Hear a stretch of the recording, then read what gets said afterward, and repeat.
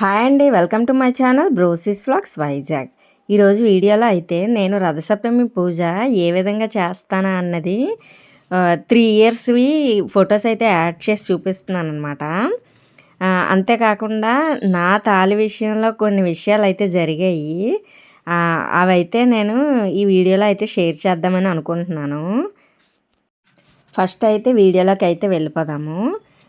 రథసప్తమి పూజ mummy బాగా చేస్తుందన్నమాట. చిన్నప్పటి నుంచి బయట ఇలాగ పాలు పొంగించి పరమాన్నం వండి సూర్యదేవుడికి నివేదించడం అలవాటు అనమాట. నేనైతే మమ్మీని చూసే నేర్చుకున్నాను.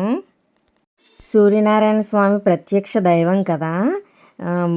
2021లో ఇలాగ బొగ్గులపై తీసుకున్నాను అనమాట. 2021 నుంచి ఇలాగ అదే బొగ్గుల పొయ్యి మీద అయితే నేను పాలైతే పొంగిస్తాను. చాలా చిన్నది ఇత్తడి తపాలన్నమాట. చాలా తక్కువ ఉడుకుతుంది.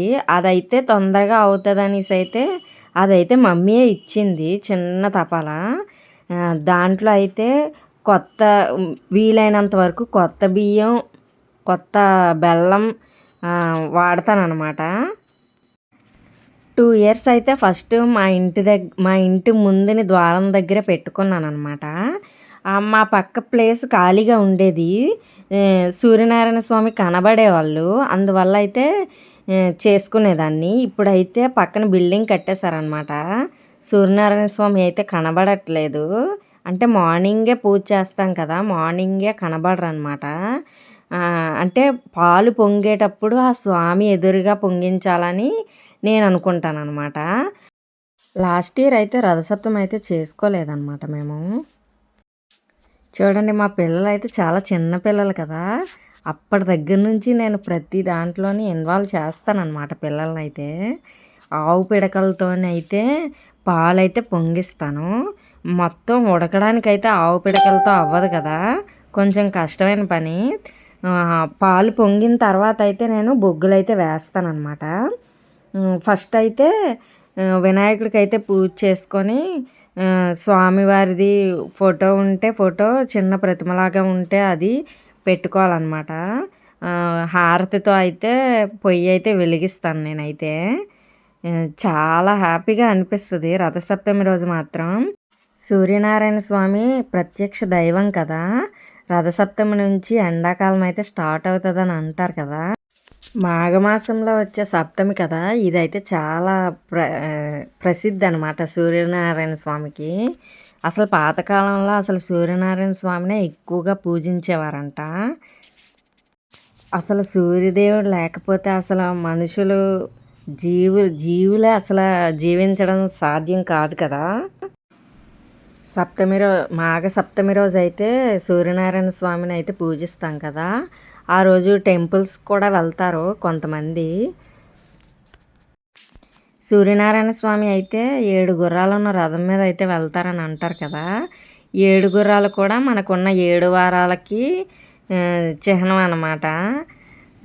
ఈరోజు అయితే చిక్కుడుకాయలతో రథం కూడా చేస్తారు కొంతమంది. నేనైతే ఒక సంవత్సరం చేశాను. ఆ రథం మధ్యలోని తమలపాకు మీద అయితే సూర్యుడి బొమ్మ గీసుకొని పసుపు కుంకుమతో దానికైతే పూజ చేసుకుంటే ప్రత్యక్షంగా దేవుడికే పూజ చేసినట్టు అనుకుంటాం అనమాట. రథం మీద కూర్చుంటారు కదా స్వామి, అలాగా మనం చిక్కుడుకాయలతో అయితే రథం చేసుకొని దాని మధ్యలో అయితే సూర్యనారాయణ స్వామిని గీసుకొని దానికి పూజ చేసుకుంటే సూర్యదేవుడికి పూజ చేసినట్టు అనిపిస్తుంది అనమాట.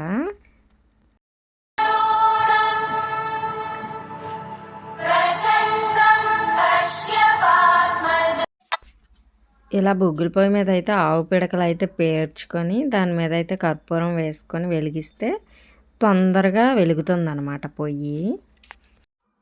ఈ విధంగా అయితే దీపారాధన చేసుకొని మన దగ్గర ఉన్న ఏ నైవేద్యమైనా పెట్టుకోవచ్చు. నేను నైవేద్యాలకైతే గాబరా పడను, కంగారు పడను, ఏటి పెడను. ఆ టైంకి నా దగ్గర ఏముంటే అవి పెడతానమాట. ఏమీ లేవనుకోండి, పాలు ఉంటాయి కదా, పాలు నీళ్ళు పెట్టి పూజ చేసేస్తాను నేను ఒక్కొక్కసారి. కంపల్సరీగా అది ఉండాలి, అది లేకపోతే పూజ చేయను అన్నట్టు ఉండదన్నమాట నాకు. నాలాగా ఎవరైనా ఉన్నారా కామెంట్ సెక్షన్లో కామెంట్ చేయండి. ఇక్కడైతే స్వామివారికి పసుపు కుంకుమతో అయితే పూజ చేస్తున్నాను అనమాట. చిక్కుడుకాయలతో అయితే వ్రతం చేసి మధ్యలో స్వామివారిని పెట్టి అయితే పసుపు కుంకుమతో అయితే పూజ చేస్తున్నాను అనమాట. జాన్వరి 2023 రథసప్తమి అయితే నాకు కొంచెం స్పెషల్ అనమాట. శతమానాల గురించి తాళి గురించి అయితే నేను తమ్మనైల్లో పెట్టాను కదా, దాని గురించి అయితే చెప్దామని అనుకుంటున్నాను అనమాట. ఫస్ట్ తాళి అయితే నాది 1.5 తులా అనమాట. ఫస్ట్ కనకమహాలక్ష్మి అమ్మవారి దగ్గర వేసుకున్నానని చెప్పాను కదా, అదైతే చైన్ మోడల్. తర్వాత మా ఆశి పుట్టిన తర్వాత 2013లో అయితే ఆ 1.5 తులాది అయితే పెరిగిపోయిందనమాట. తర్వాత అయితే ఇంకో హాఫ్ తులా వేసి 2 గ్రామ్స్ అయితే తీసుకున్నారు. 24 or 25 తీసుకున్నారనమాట. అదైతే 2023లో శతమానాలు అయితే కన్నాలు పడిపోయాయి. లక్క పెట్టించడం వల్ల అయితే కన్నాలు పడిపోయాయి.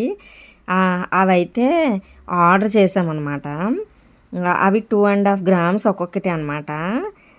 అయితే అవి 4 గ్రామ్స్ చేయించుకుందామని అయితే నేను ఆర్డర్ పెట్టామన్నమాట. ఆర్డర్ పెడితే 30 డేస్లో వస్తాయని అన్నారనమాట. ఓకే అనేసి అయితే నేను తాలికి పసుపు కొమ్ము కట్టేసుకొని ఆ శతమానాలు ఇచ్చేసి ఆర్డర్ పెట్టామన్నమాట. ఆర్డర్ పెట్టి 1 వీక్ అలా అవుతుంది. ఫోన్ చేస్తే రాలేదని చెప్పారు. అంతట్లోకి గోదాదేవి కళ్యాణం అవుతుందన్నమాట అగనంపొడిలోని. ప్రతి ఇయర్ అవుతుంది కదా భోగి రోజు అయితే గోదాదేవి కళ్యాణం అవుతుంది.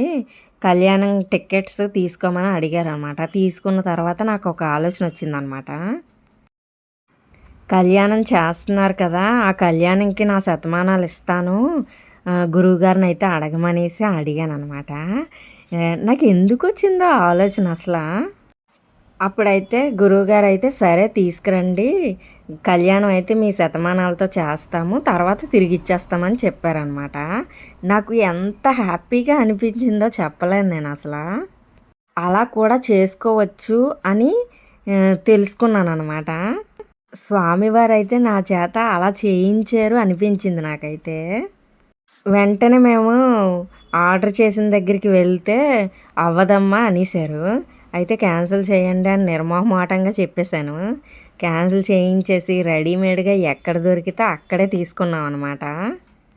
అసలు ఆర్డర్ చేసి 1 వీక్ అయిన తర్వాత క్యాన్సిల్ చెయ్యరు కదా ఎవరు. చాలా మంచోళ్ళు అసలు క్యాన్సిల్ చేసేసారు. ఆ స్వామివారి కరుణ ఉంటే ఏదైనా చెయ్యొచ్చు అనిపించింది. అసలు ఆర్డర్ చేసినవి క్యాన్సిల్ చేసి వేరే షాప్లో తీసుకొని కళ్యాణంకి అయితే నేను ఇచ్చానమాట.